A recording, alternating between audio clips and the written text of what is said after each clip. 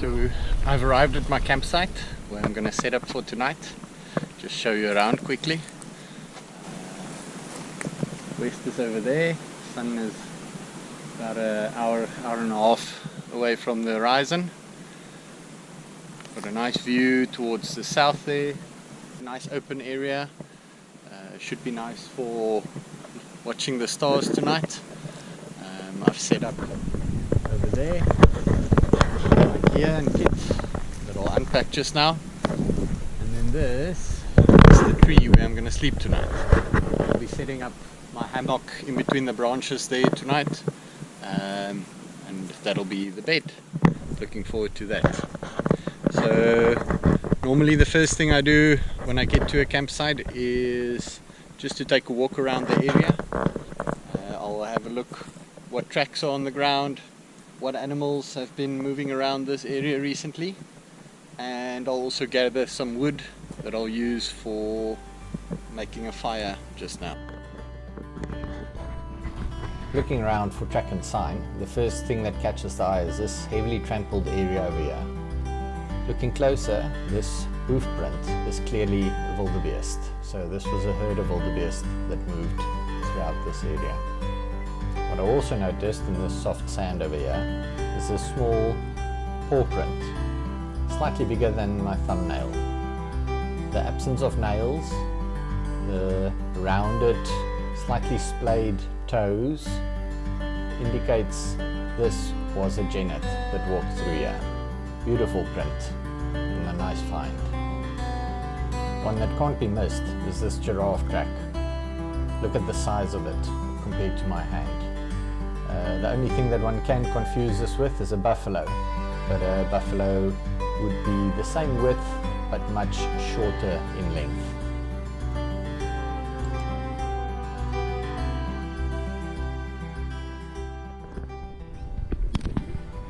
There's some wood lying around here that might be right size and shape for my fire tonight, but I'll definitely not be using that. The reason being, this is a Tamboti tree, quite an old specimen of Tamboti tree. The problem with that is Tamboti wood, if you burn it, the smoke is actually toxic. It'll give you diarrhea, headache, and really unpleasant. Not a good idea to braai on this. If you inhale the smoke or eat the meat that was braaied on that wood, you're going to have problems. Look at this clear area over here. It almost looks like it has been swept.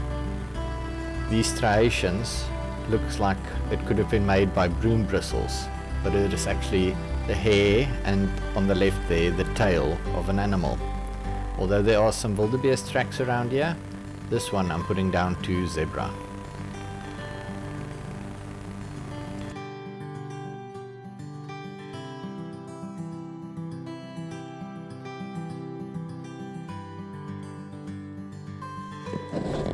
This cotton. This will work very well as a fire starter. Burns very easily, very quickly. Doesn't generate a lot of heat though. It's like a flash burning, but I'll definitely collect it.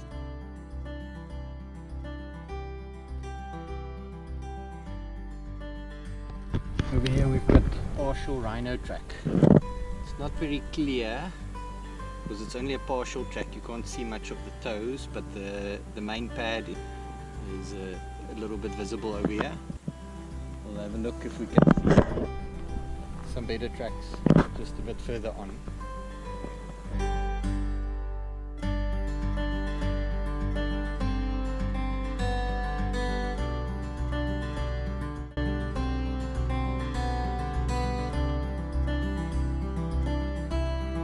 Over here we have a spotted hyena track. The main pad, 4 toes, all quite scrunched up together. Notice how the print is not symmetrical and the back of the pad, the rearmost end of the track, is angled. It's a little bit bigger than the width of my hand.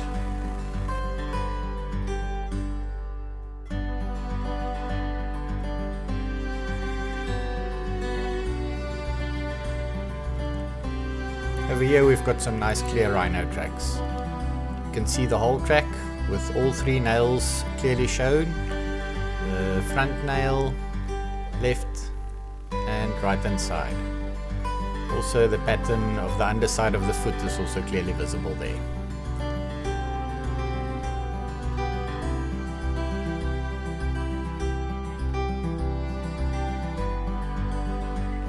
Lots of sign of rhino all over this area.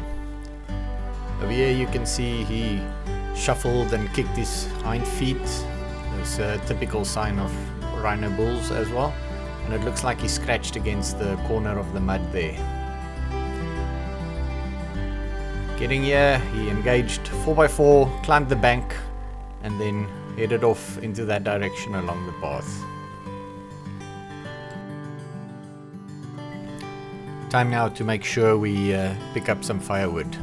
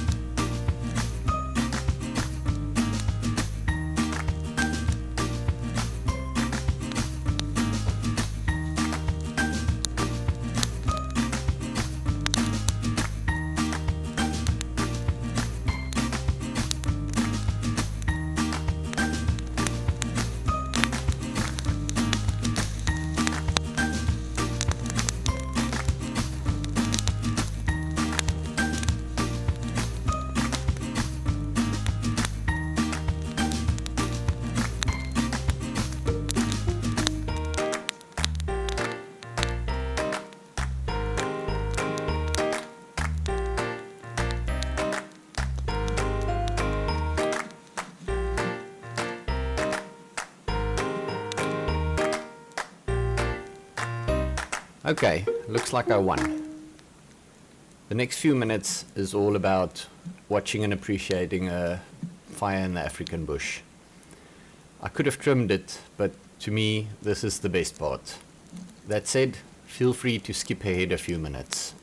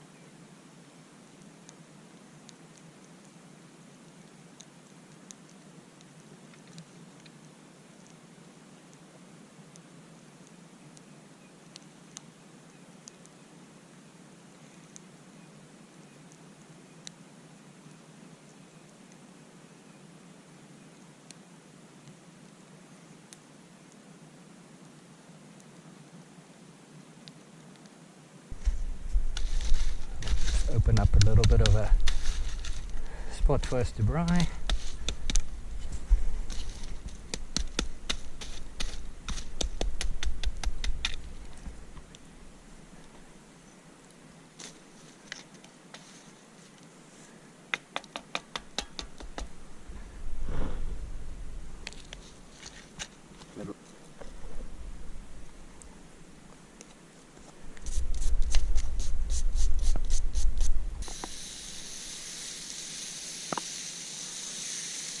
Ain't that a lovely sound? Just heard some hyenas calling, two of them, one off to the north and one off to the east.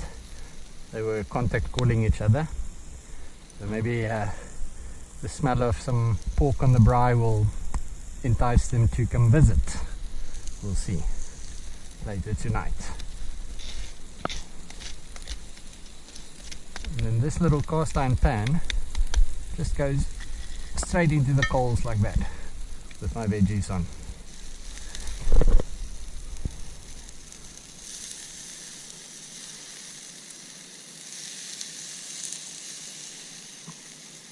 Okay, I believe the food's ready so it can come off.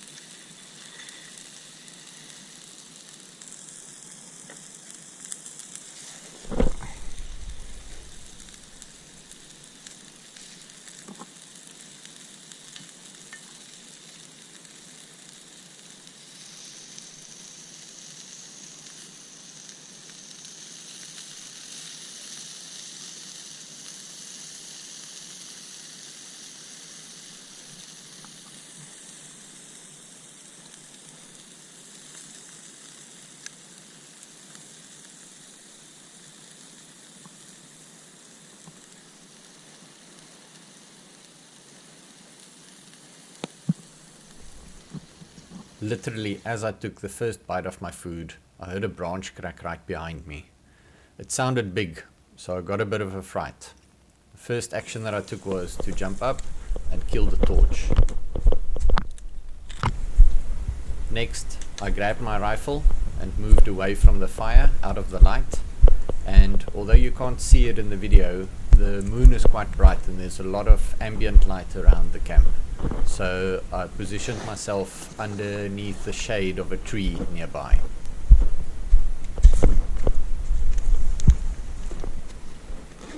Being sure that I'm hidden away now, I opened up my thermal scope in order to have a look at what was approaching the camp.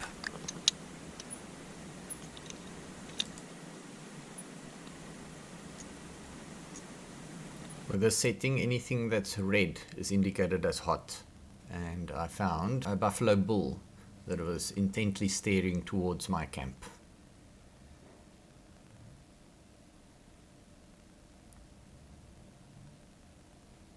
He was definitely aware of the fire, but at this stage he couldn't see me, or he wasn't aware of where I was. Shortly after, he decided to continue along his way, but not through the clearing and right past my fire. He just skirted the camp inside the vegetation on the edge of the clearing. This happened to be right next to where the tree is that I hid under. Although he still can't see me, he's probably about 10 to 15 meters away from me at this point.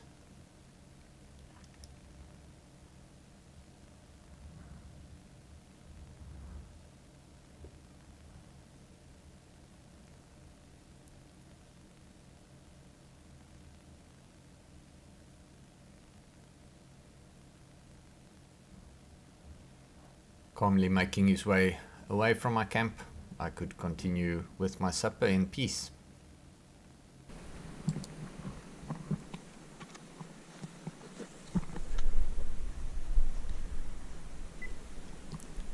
I would have liked to sort out the bed earlier while it was still light, but I got to the location just too late.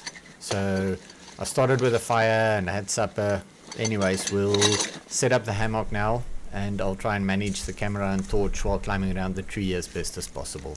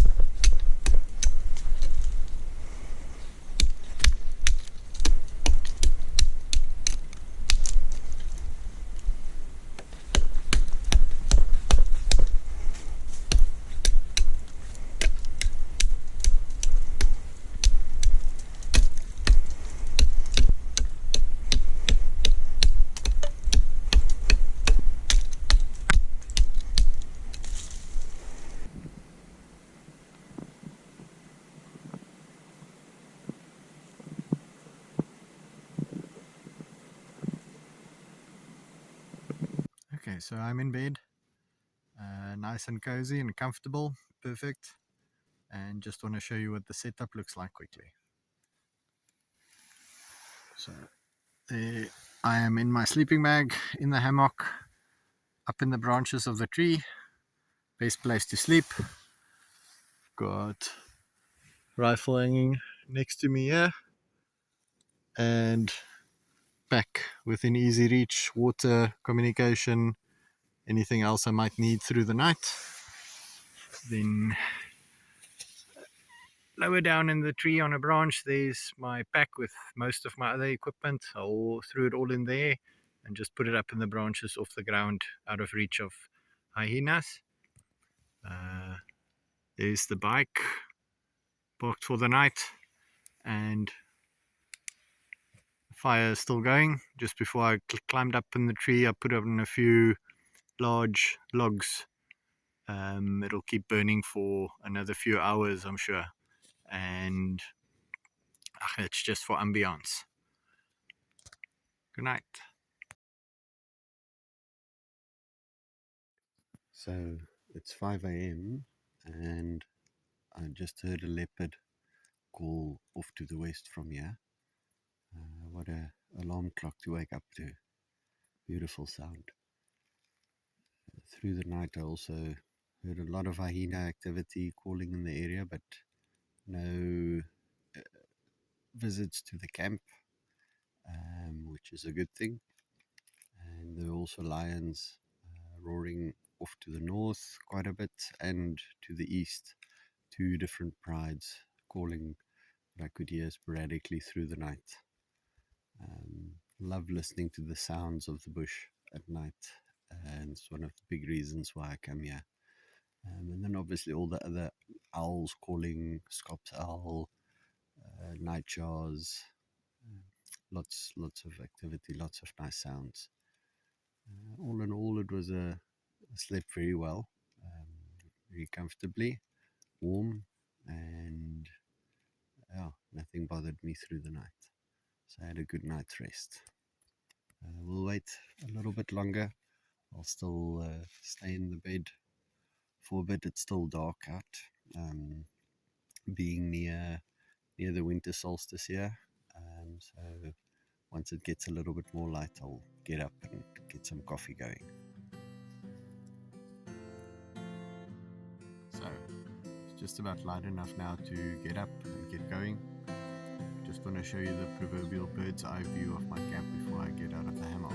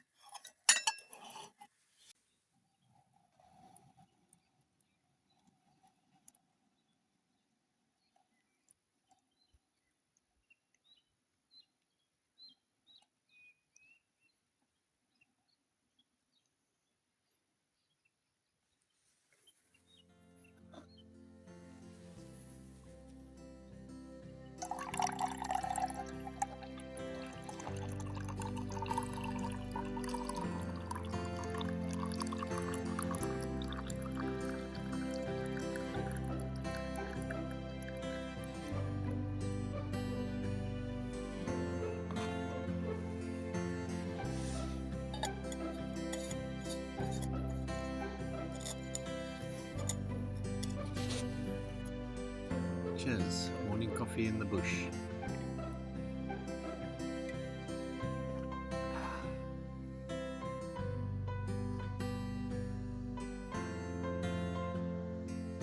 Somewhere in the morning, a layer of low-hanging cloud moved in and just created a blanket, which was nice for keeping the temperature stable. But it's breaking up now, and the sun is slowly starting to break out through the clouds, creating these beautiful sun patches, warm yellow light on the ground and in the trees. Very beautiful morning.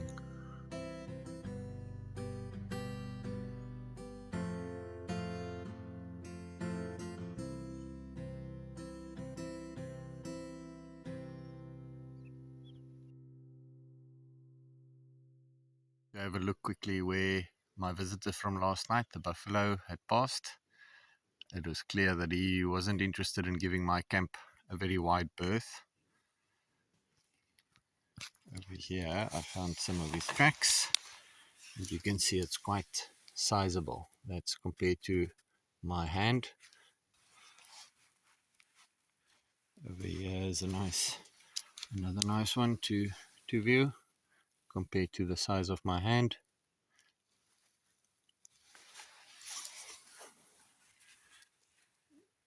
There.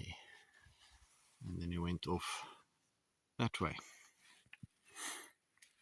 Something that you might notice in this scene and might find of interest is that both the tamboti tree in the back and the heilboerboom boom in front here have got this peculiar flat shape at the bottom.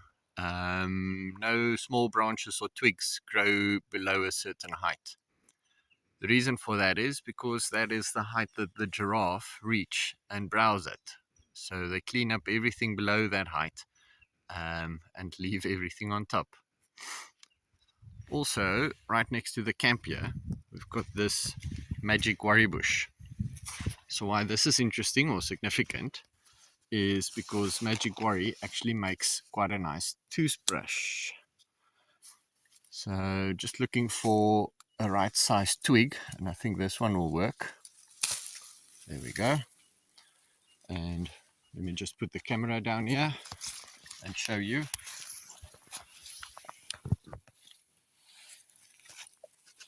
So that's the twig. I'm just going to clean it up a bit.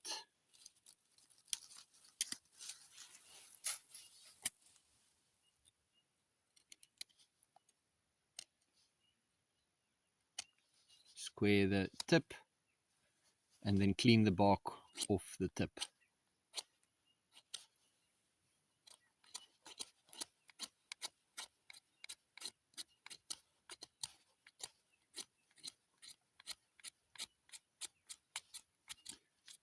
Once you only have this nice white colored inside wood, then I'll chew on that.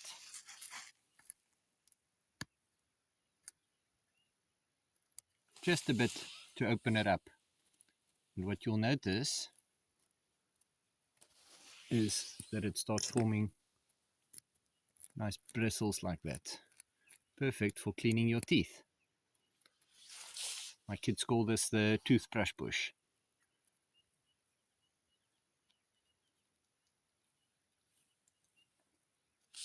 Magic worry.